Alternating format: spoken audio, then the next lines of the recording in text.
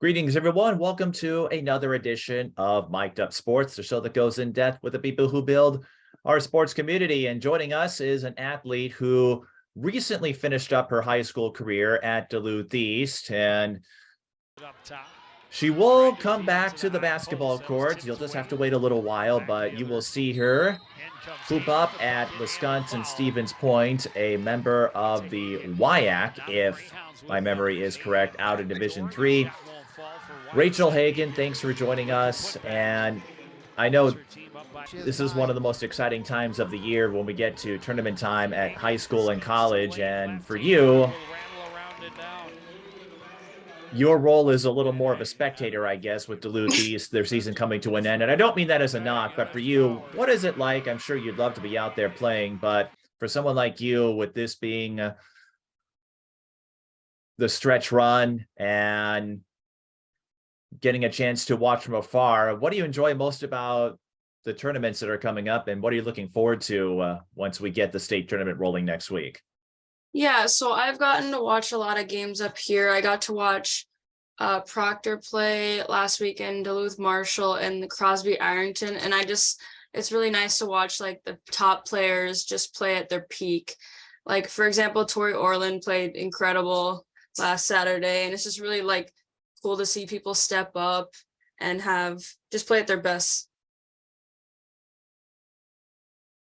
Tori has put up some crazy numbers this year. Yes. Actually, you probably know this, depending on how Crosby Ironton does, if they can get out of Section 7-2A, there's a lot of folks saying what a matchup between them and Providence Academy would be like. As you know, Matt and Greenway and Tori were going back and forth, and I think they're still going back and forth for the state scoring title. Although to do that, they might run into a group that you know in Duluth Marshall, as we were just talking beforehand. And I actually do remember seeing you in AAU compete alongside a lot of those Duluth Marshall players. So there was a lot of joining forces between the East players and the Marshall players. And for you, Rachel, what is that camaraderie like? Because I noticed that you were highly supportive of the players for Duluth Marshall, and they know you, you know them quite well. And even though the two of you are in different schools, or I should say folks like Reagan Juniman and Chloe Johnson, the fact that you all played with each other, what was that dynamic like? And I guess how relieved were you that you didn't necessarily have to go against Duluth Marshall? Yeah, so I mean, all the girls at Marshall, I know them really well because we played all summer. Regan Juniman is 15U and played 17U with us, and so did Chloe Johnson, who in the summer was 12 and she played 17U, which both quite impressive for both of them. They just brought a lot of energy to our team. They're great scorers, and it was really nice to have some like young girls. They have so much energy. And they're also close friends as well with me. So last year it was fun to play them twice. We ended up coming out on top twice last year, but unfortunately this year our coach didn't put them on the schedule, so we didn't get to play them this year, but it would have been a good game, I think. I don't know who would have won that. I was going to say last year you won twice, but you didn't have to deal with Chloe Johnson. No, we did not. Maybe you lucked out. Maybe.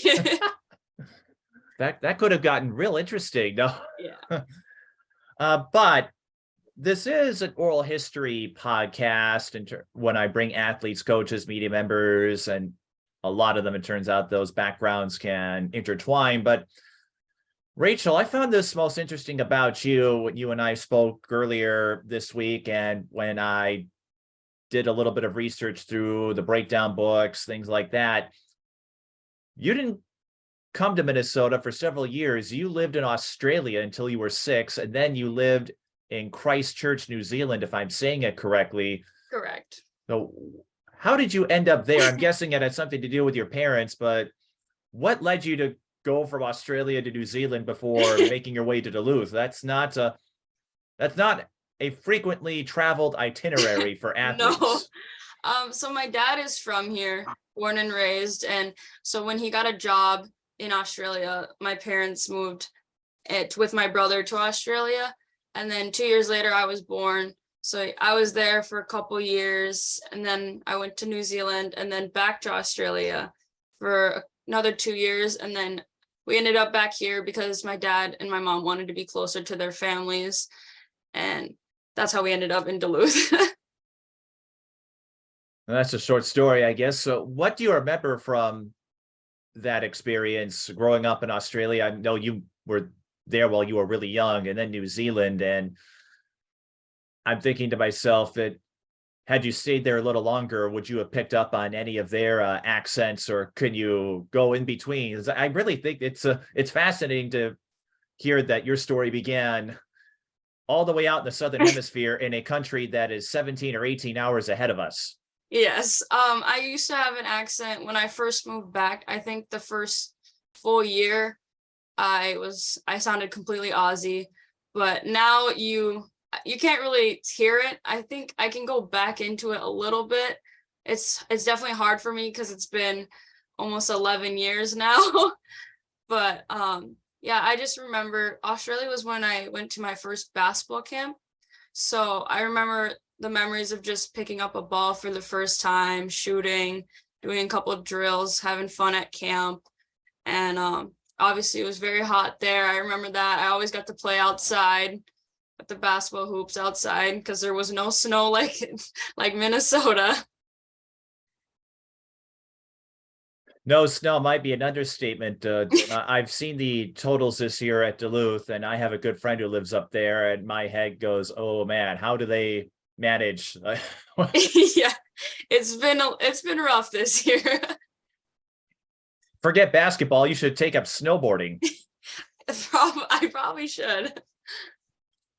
But that's for another story.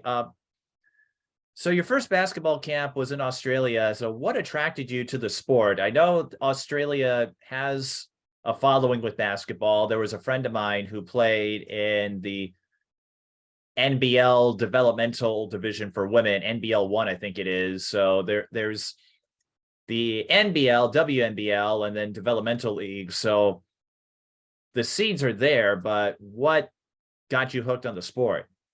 Well, my mom played in high school. She was kind of that hustle player.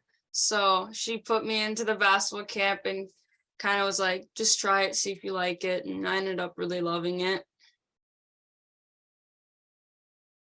And when you made the move from Australia and then New Zealand up here, how did you stay involved? I'm guessing you found some local camps, things like that, but were there any adjustment processes in terms of getting accustomed to the sport? You talked about the weather in Australia being a little different than in Duluth, but was there anything in the transition that stood out to you?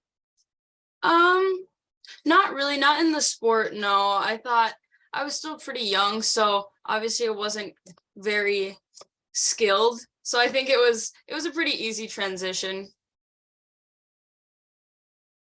And over time, what did you enjoy most about it once you took it up? You mentioned your mother played it and that carried over to you, but what did you enjoy most about it as you made your way through?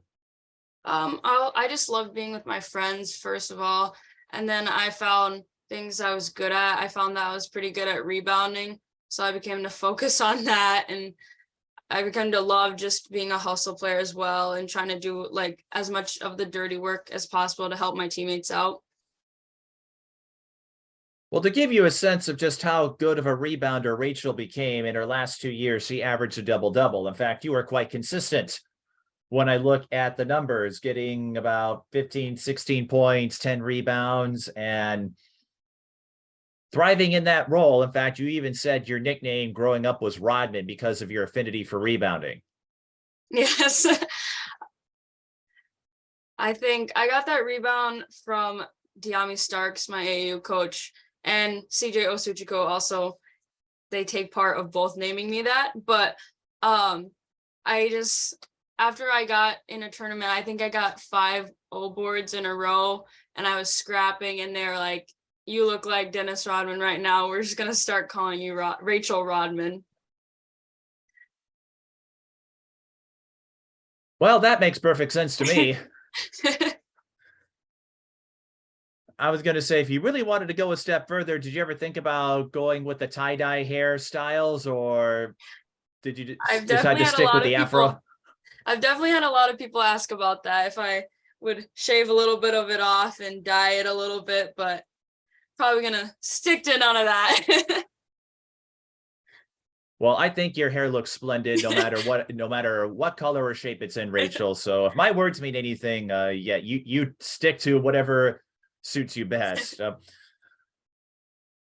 So who were your idols in the sport as you grew up? Maybe it is Dennis Rodman, maybe there was someone else, but in the men's game, women's game, family, it can be anybody. Who were the players you wanted to be like when you grew up? So obviously I wanted to be like my mom.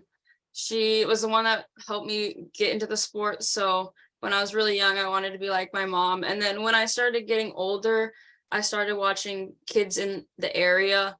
And I think even as like a middle schooler, early high schooler, two people I looked up to a lot were Grace Kirk and Gianna Neepkins from Duluth Marshall.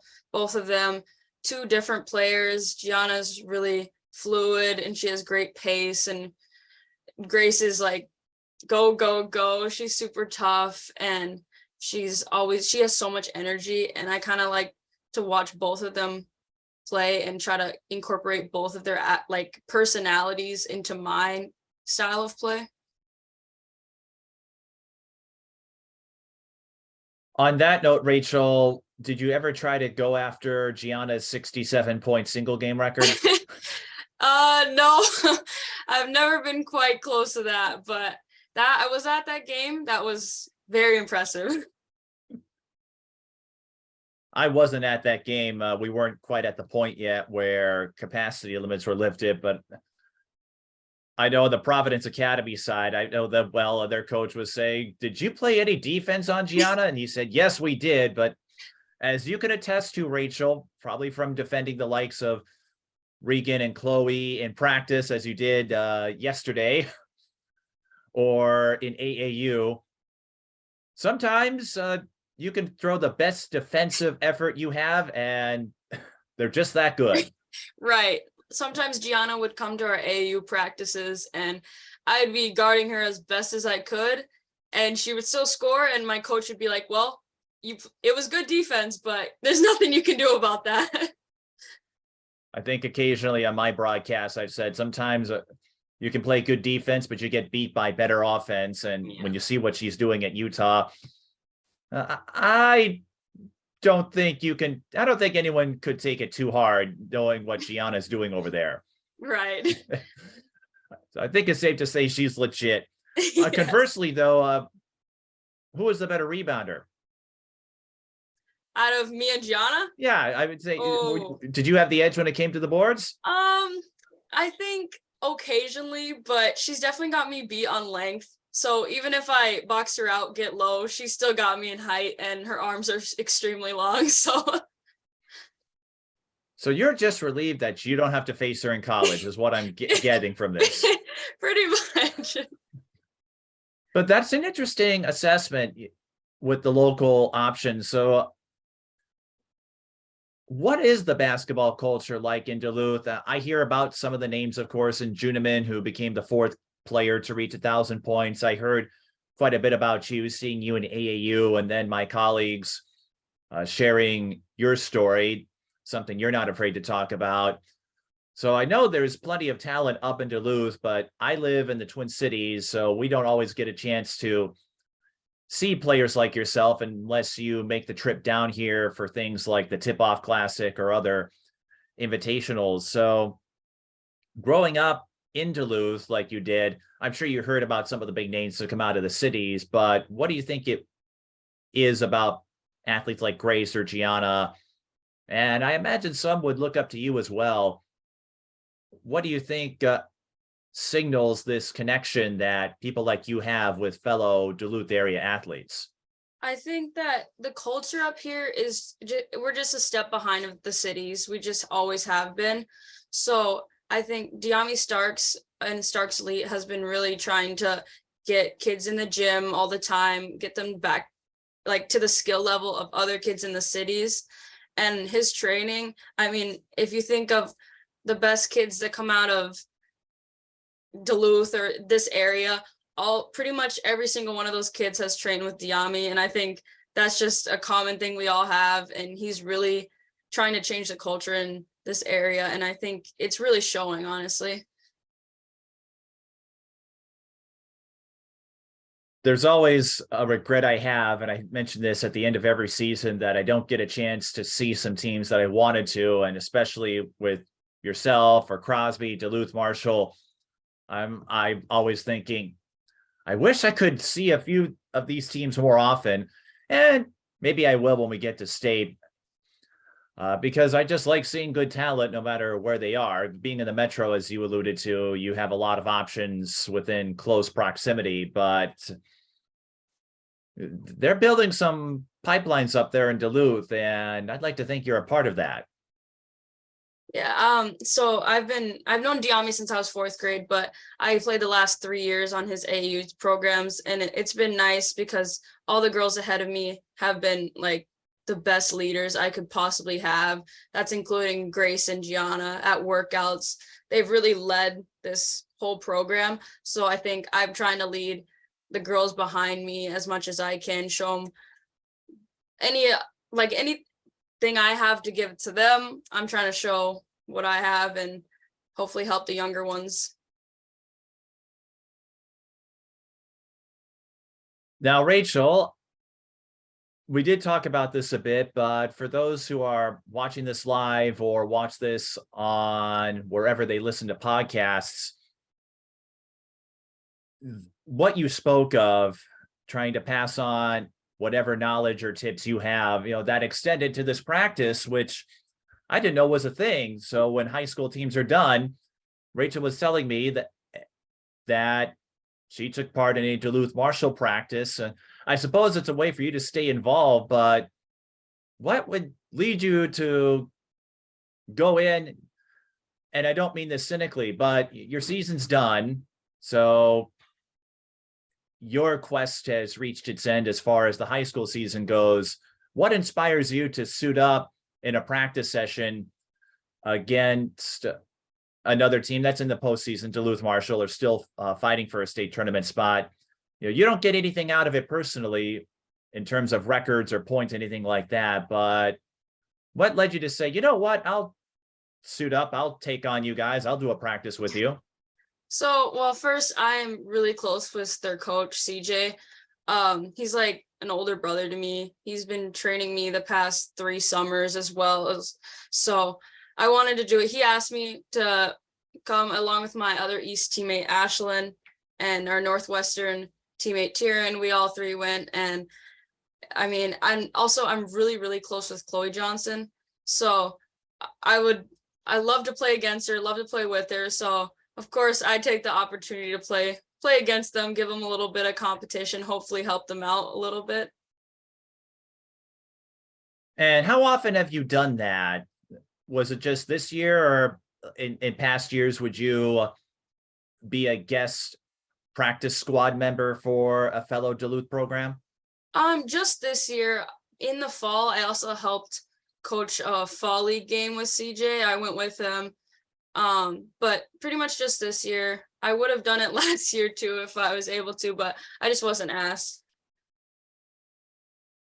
All right. So anyone out there, if you're looking for an extra pack practice member on your squad, don't hesitate to ask Rachel and she'll gladly suit up. Well, next year, well, I don't know how that's going to work. You're going to be in Stevens Point, so they'll have to get someone else from Duluth East.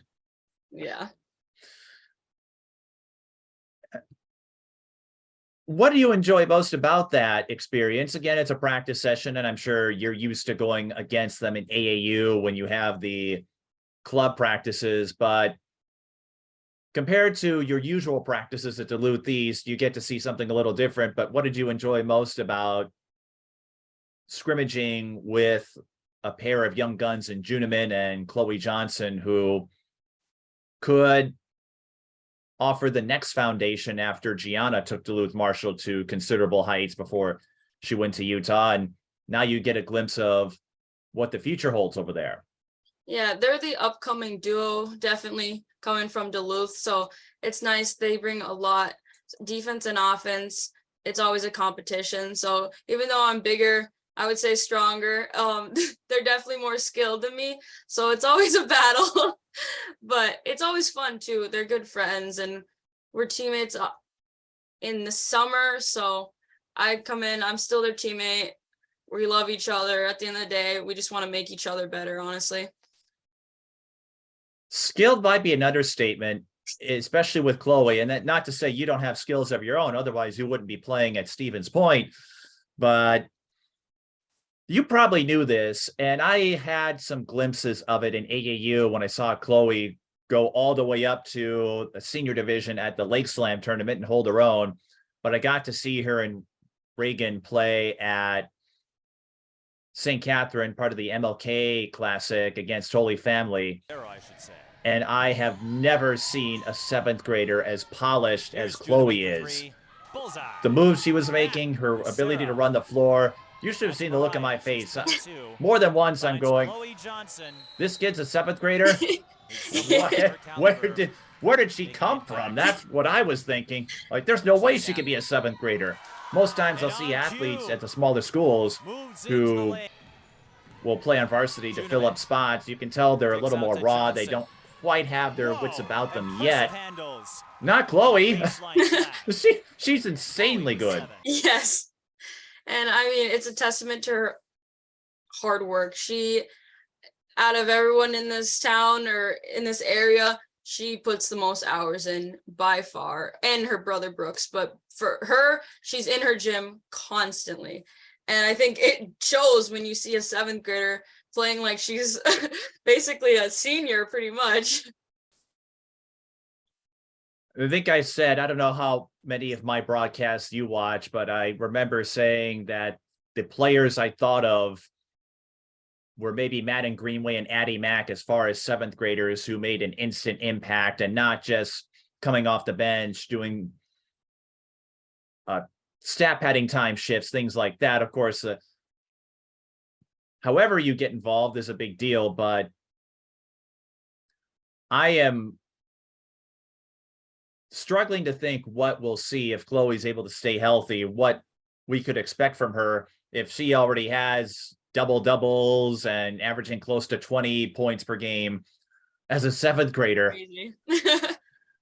It is. Well, you spoke of the closeness that you have with her. And so how did that dynamic unfold? You know, you being the outgoing senior this year, Chloe just getting her start on varsity. Of course, she had some experience in the AAU circuit classing up, and you don't have the same restrictions, if I'm correct, how far you can class up. But what started this friendship with, you know, again, you being a senior, Chloe being a seventh grader, so the two of you wouldn't necessarily cross paths a whole lot outside of this year on varsity, but you know, you speak highly of her, all the other Duluth area athletes that you got to encounter in AAU or high school. So what started this friendship with Chloe, and what have you gotten out of it, getting the chance to witness what the next generation of Duluth athletes and basketball athletes will have for us?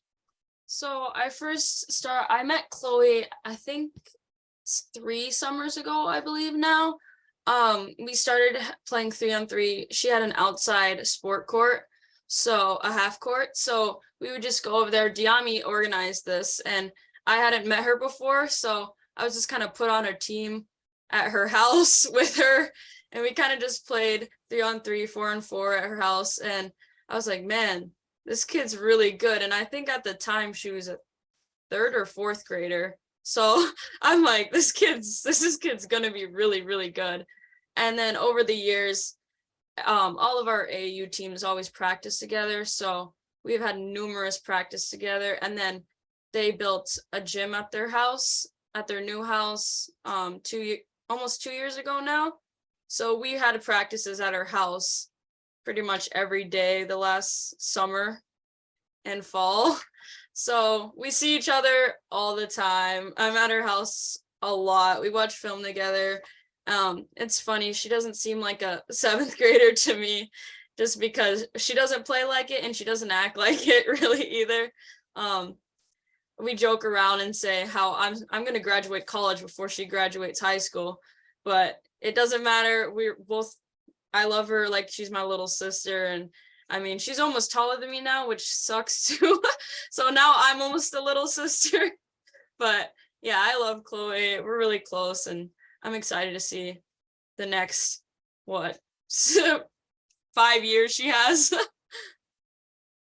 Rachel, you're right about one thing. You will likely get your college degree. Heck, you might even have a master's by the time she graduates from high school. But by then, Chloe could easily accumulate something along the lines of 4,000 points. Yes.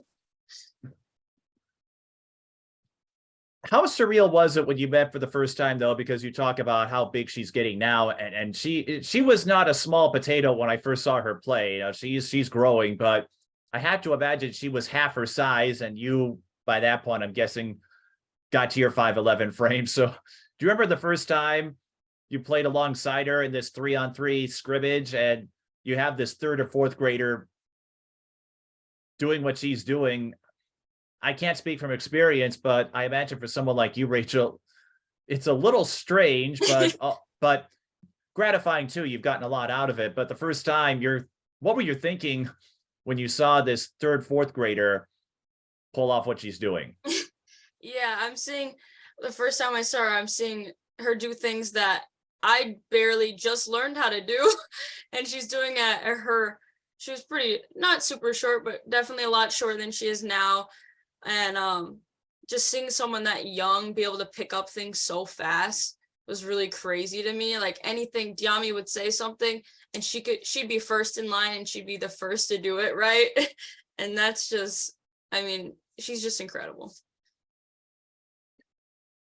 Well, it's something that you can attest to, maybe not exactly like Chloe can, but we got to learn about Chloe's background over the years and what she had to get through to reach the point she is at now in basketball. You had to work your way through a pair of season-ending injuries, and it's something you're not shy about discussing. Your 8th grade year, I think you tore one ACL, and then I think a year after that, and correct me if I'm wrong, but then you had another ACL tear in the other knee. Yeah, so the first 8th grade season, I tore my ACL and partially tore my meniscus. That was my left knee. And then the summer before my sophomore year, I tore my right ACL. So, yes. And the journey to get back was something that was illustrated in some Duluth area news outlets, but it's something, and I think every athlete knows going in, there's a risk associated no matter what sport it is, that this could happen to anybody. It's a risk they're willing to take because they want to get something out of it like you did. But to go through that twice at an early juncture in your youth career, after you grew up, you settled on what you wanted to do, you did the camps, all of that, to have those knee injuries come, and I don't think there's ever a good time for it. How do you think that challenged you and ultimately strengthened you? Yes, definitely the first time. I tore it and I really had no idea what that even meant for me. And I found out obviously surgery in 9 to 12 months was what my surgeon recommended I stay out of basketball. And I think I was super positive the first time. I'm like, let's get back. I'll be back and I'll be better. And then being able to play my whole freshman year was great. I definitely made a lot of strides. And then having to go through it a second time was definitely a lot harder mentally. I was probably the least motivated I'd ever been in my life. I wanted to quit for probably a month after my surgery. I had a friend give me a journal and I started writing down kind of like my mood and my feeling each day.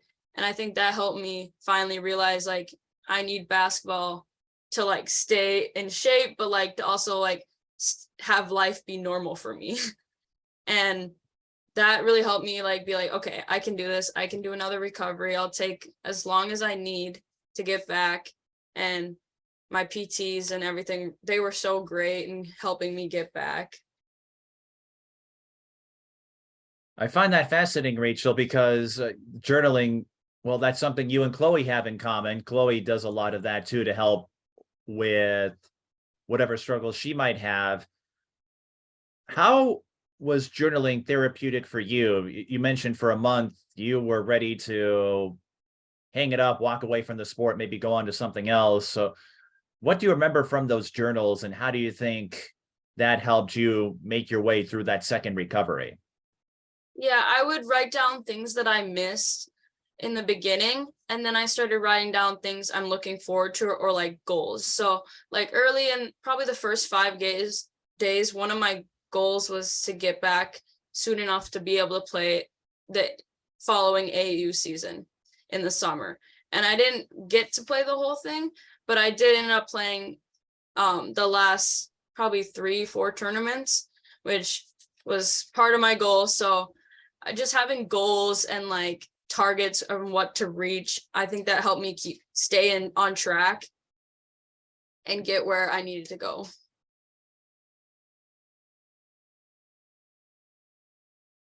So entering junior year after your second recovery, what was the mood like? I do remember seeing you that AAU season, getting to participate in some events for Starks Academy. And then I think a year later, they merged with Suns. But how nervous were you? How excited were you going into your junior year? And as far as what was back, your thoughts, suiting up one more time, knowing that you lost 2 whole seasons by that point. Just what was your attitude when you suited up and got to play again? I was just really blessed. I was just really happy to be out there, first of all. And then I didn't really have any pressure on me because the last time anyone had seen me play was my freshman year. So I'd grown, I'd gotten stronger. So I didn't really have any pressure. I just wanted pretty much just to play. And I didn't have any expectations for myself either. I said, just see how it goes. I want to play my hardest and hopefully win some games as a team. And it ended up being a lot better than I thought. Obviously, in the back of my head, I'm like, every time I step foot on the court, this could be another surgery, another 9 to 12 months. But I try to keep away from those thoughts and keep pushing, because obviously I love basketball and I'm just happy to still be playing it.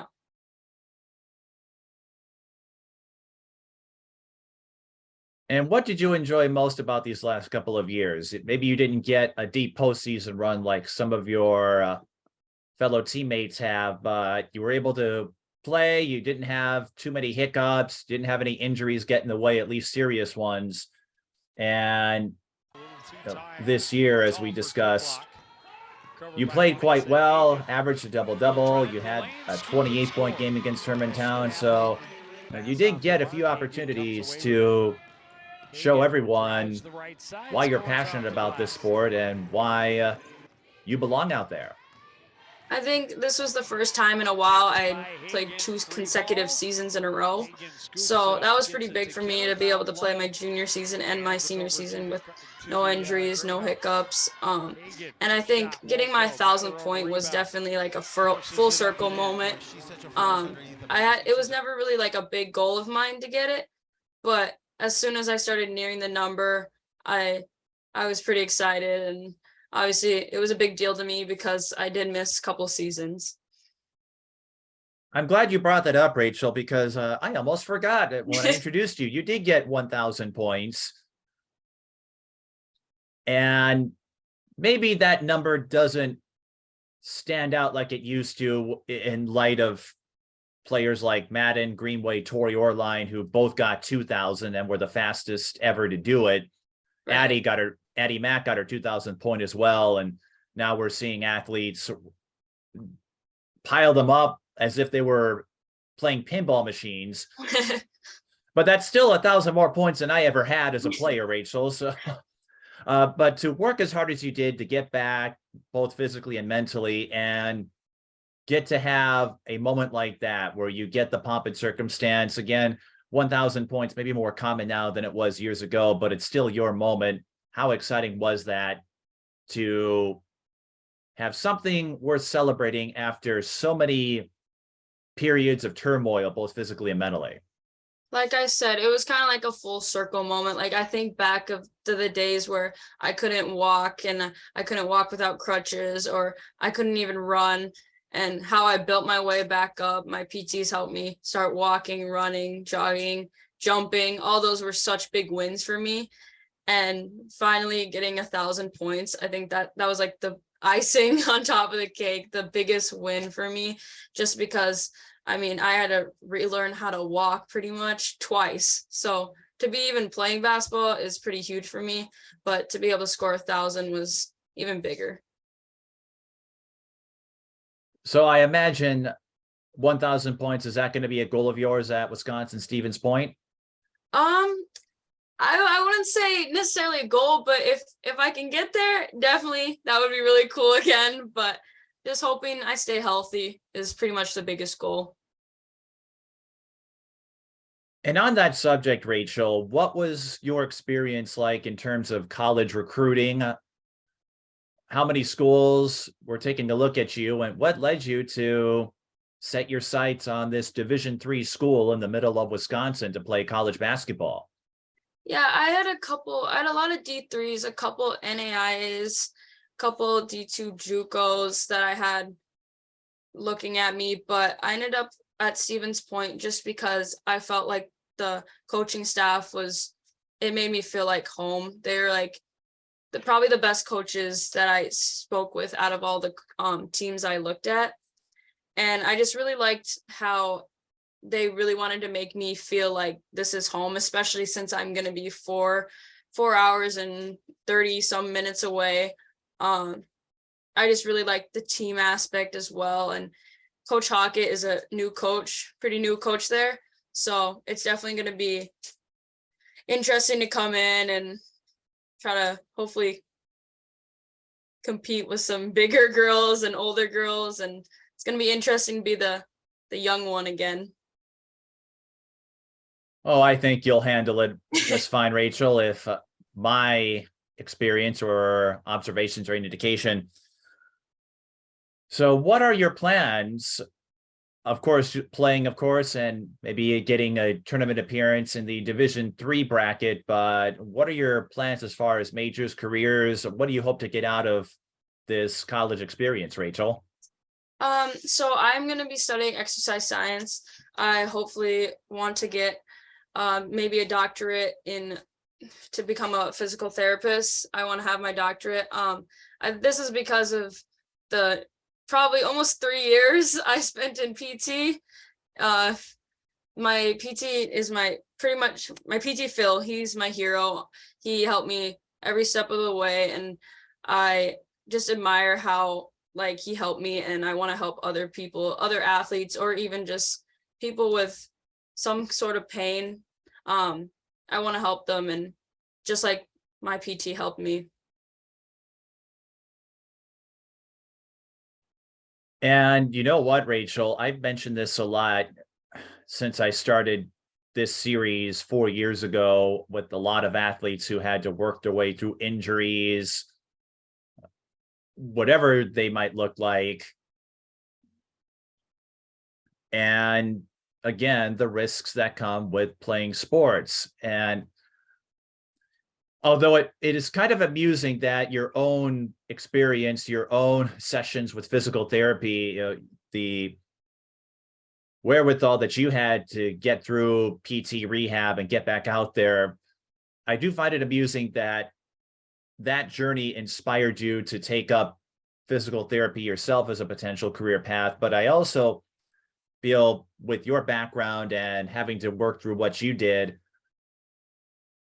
you'll be able to connect with a lot of prospective athletes if they go through something similar where they find themselves having to play spectator for a while. Yeah, that's the goal. I think a lot of people expected me to never want to step foot in a PT place again, just because I spent so much time in there.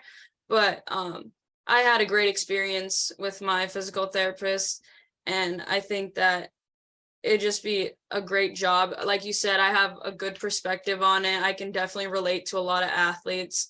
So I think it's the perfect job for me.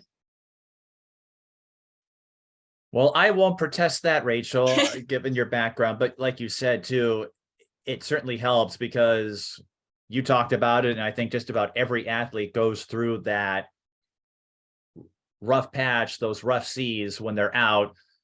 And I can speak to this as a broadcaster when I wasn't able to get involved during the COVID years, we call it the pandemic year, when we had all these restrictions on capacity. But when you are passionate about sports like you are with basketball, I am with broadcasting, and all of us, when that gets taken away from you, it hits you hard. It really does. Yeah. Like you said, I was injured the second time during the pandemic. So basically, I didn't really see many people. I went to PT and I was at home doing more stuff for my knees.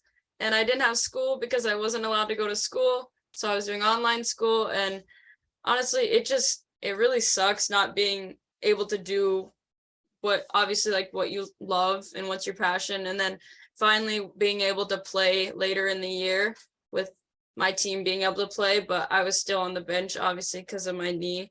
That was also hard, but I mean, I'm a good cheerleader, but obviously, but it was definitely hard. What would you say to anyone out there? Because every year, unfortunately, it happens to some terrific athletes. There were a few who I covered this year who had their seasons cut short because of injury. But I say this a lot, whatever the circumstances, that athletes are much more than their records or stat lines. From your experience, your trip through the highs and lows of working your way back, Rachel, and doing it twice, what advice or feedback would you offer to athletes who might be in your position, having to grind their way to get healthy enough to suit up again?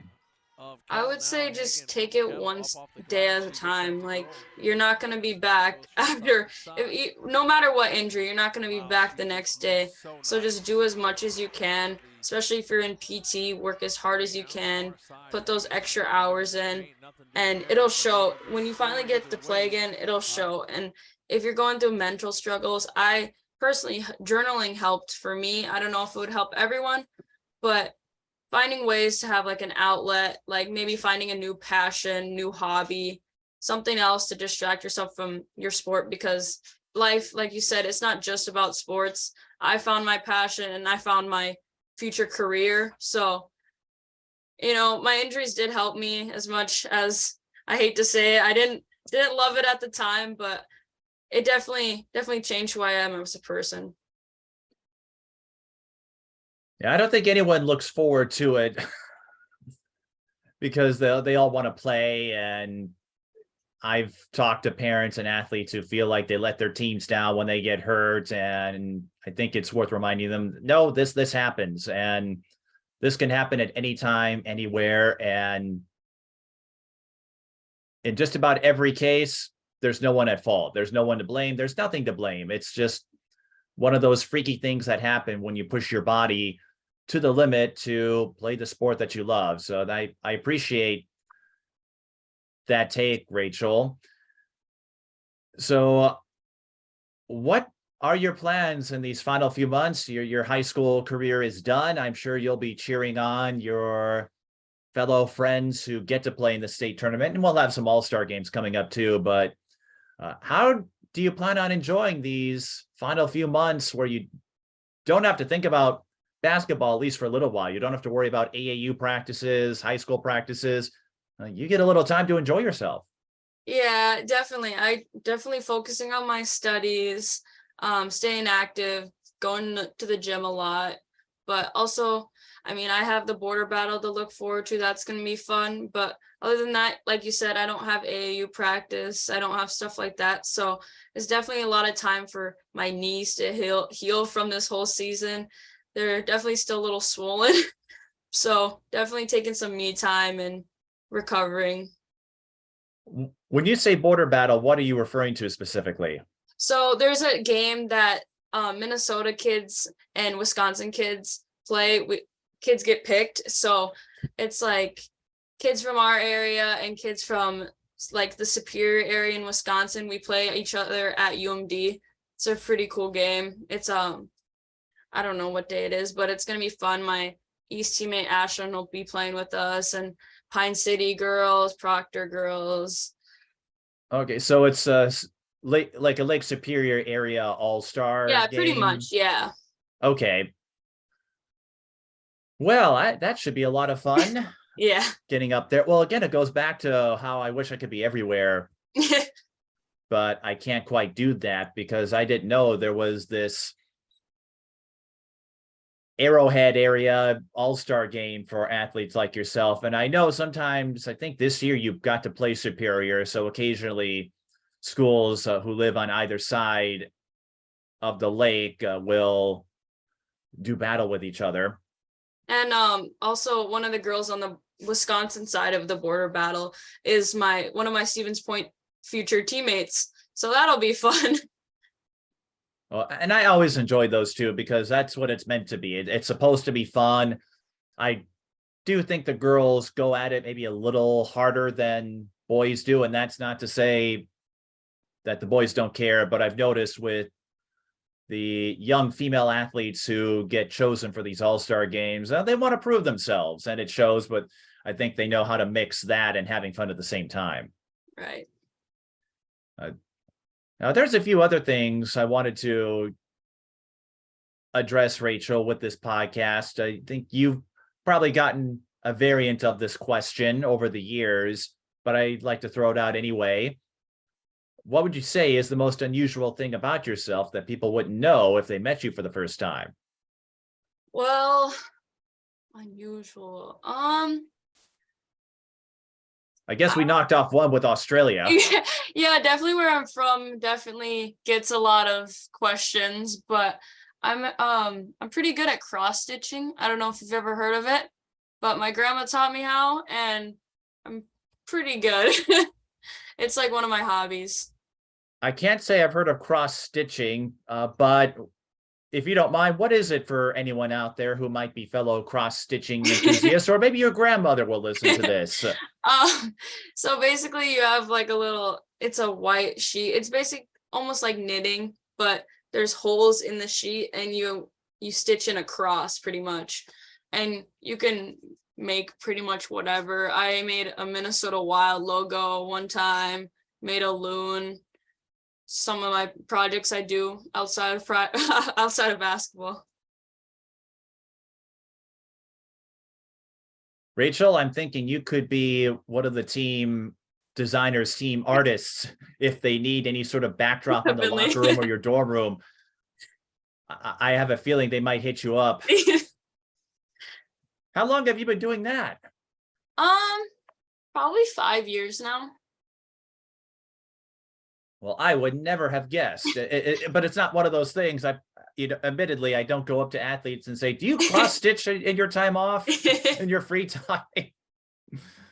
I also understand you're a big sushi enthusiast. Oh yeah, love sushi, love it. Favorite food by far. So, is that something you plan to continue, Rachel, through college after that? I could see your offices now as a PT, a physical therapist, full of your cross-stitching patterns. Yeah, I'm gonna have to find a good sushi restaurant in Stevens Point, I guess. But hopefully I can find one. I don't know if they have any. Oh, I'm sure you could find something. Well, sushi, I enjoy that too. I don't eat it a ton because it's not the cheapest food out there, but a couple of times I hit up the 7 sushi bar in downtown Minneapolis and indulged myself. I got my money's worth out of it. But that's cool. Cross stitching. Is there anything else that we should know? Because again, the whole Australia thing is cool, but cross stitching, I don't think that's ever come up. Yeah, that one's.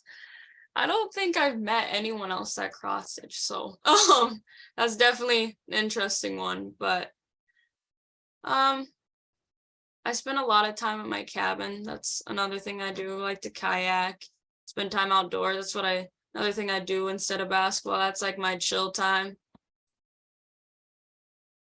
Have you ever tried cross stitching any patterns or projects while you're kayaking, or is that maybe a little too complicated? I think that might be when you get to the professional mode. I'm not quite there, but maybe soon.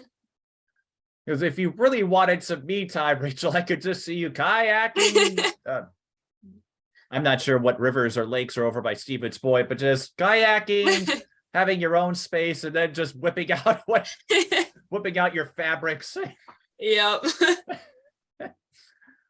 Oh geez, I have cross stitching in the brain now. I could just see your cabin all decked out in that. Oh my goodness, you've planted some unsettling ideas into my head that shouldn't make any sense at all. But that is something though, Rachel. I will add, a lot of athletes that come from the northern part of the state, because I've seen Mount Narrabeen a couple of times. They'll make the trek down here. The Duluth area teams. A lot of cabin dwellers among the athletes that I've seen, and even those who don't live in the immediate metro. So water activities is a common theme.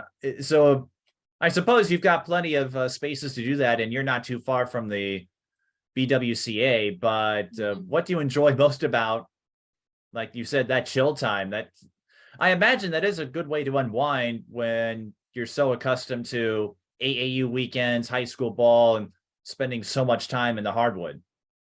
Yeah, so in the summer I live pretty much full time at my cabin. It's only about 20 minutes from my house. So being able to just whenever I want pretty much go outside, sit on the dock, kayak, read on the pontoon. It's kind of a nice way to get away from basketball when I want to. And I have a hoop there too. So if I want to play basketball at the cabin, I can also do that. But And Rachel, here's something that you probably haven't seen in the breakdown, but I like to ask this too. This always gets a good story or two. Throughout your basketball career, what would you say is your most exciting moment and your most embarrassing moment? oh boy. Exciting. I don't know if this is the most exciting, but one time in 4th grade, I fell down on the ground and then shot a basket from my knees and made it, even though there was defense on me. That was pretty exciting. And they counted it. So that was one of my most exciting memories. Embarrassing. Trying to think. I feel like I don't do that many embarrassing things. I've definitely forgotten my jersey a couple times. That's embarrassing. I actually did it this year as a senior. That's pretty bad. Forgot it. At least it was a home game though, and I live like 3 minutes from my high school, so I could just run back. My dad ran back and got it, but that's still pretty embarrassing. I've heard that story a couple of times, Rachel, where players forget the jersey and you're like, oh, this could get interesting. And I think that might have happened at the Duluth Marshall game I covered, because it started with technical free throws and I'm going, wait a minute, I didn't see anything beforehand until I realized, oh, one of the numbers didn't match. Good thing I didn't have to, good thing it was home game. I know if it was a road game, well, it wouldn't have been the end of the world. It's No. and in AAU anything goes. But well, I hope for road games at Stevens Point, because you might be doing a little more traveling even within the Badger State. I certainly hope you make sure to bring a copy of your jersey with you. Make sure I double check I have it. or at least the right colored one. Yep. Because well, home games, Well, your dad may not be around either because, like, yeah, you're going to be 4.5 hours away. So, is he or someone else going to text you reminders on game days? Probably my mom. She texts me reminders all the time, so she'll probably. I'm gonna keep track of all my stuff, but she might remind me as well.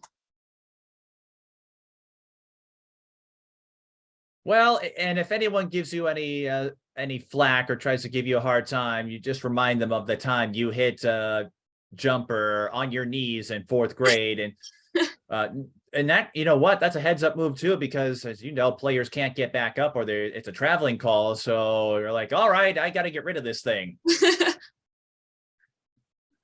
Is there anything else about your story that you'd like to add, whether it's basketball, some of the other things you do?